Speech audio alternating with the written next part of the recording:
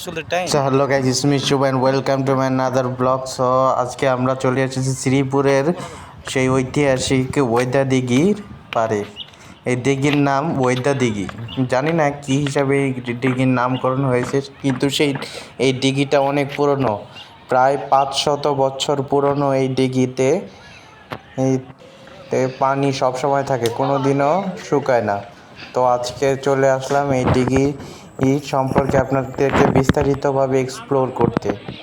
তো ওই যে সানসেট দেখা যাচ্ছে, অনেক সুন্দর লাগছে সূর্যটা এখান থেকে। আমি একটু নিচে নামলাম। দিঘিটা কিন্তু অনেক বড়, পুকুরটা, কিন্তু এখানে সবাই পুকুরকে দিঘি বলে থাকে আর কি। ওয়াও গাইস, অসাধারণ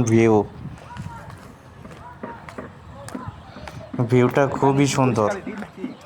বলতে পারি না ভাই, আপনারা চাইলে আসতে পারেন। যারা গাজীপুরের বাইরে থেকে দেখছেন বা শ্রীপুরের বাইরে থেকে দেখছেন, তারা চাইলে শ্রীপুরের এই বিখ্যাত এবং ঐতিহাসিক দিঘির পাড়ে এসে ঘুরে যেতে পারেন। আশা করি আপনাদের ভালো লাগবে। সো সুন্দর এক বিকেলে পুকুরের পাশ দিয়ে হাঁটার মজাই আলাদা। আপনারা চাইলে আসতে পারেন। এই দিঘির পাশেই একটা বড় মাঠ আছে, এখানে সবাই ঈদের নামাজ পড়ে। এখানে আবার ঈদের নামাজ ছাড়াও মানুষরাও ঘুরতে আসে, এই দিঘিটা দেখতে আসে। এখানে বড় বড় সুন্দর সুন্দর গাছ আছে, আর পাশে দিয়ে রাস্তাটা গেছে, অনেক সুন্দর একটা বাউন্ডারি দিছে। এটা দূর থেকে ঠিক এরকম দেখতে, পুরোটা অনেক সুন্দর আর কি। অনেক বড় একটা মাঠ।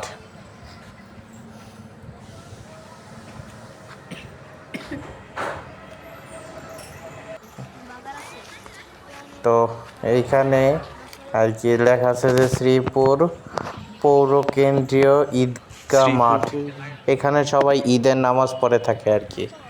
ঈদগাহ মাঠ, এটা শ্রীপুরের ঐতিহাসিক দিঘির পাড়ের ওয়েদা দিঘি ঈদগাহ মাঠ হিসাবে পরিচিত। এখানে শ্রীপুরবাসী বা শ্রীপুর লোকেরা এখানে ঈদের নামাজ পড়ে থাকে। এটা হলো সেই মেম্বার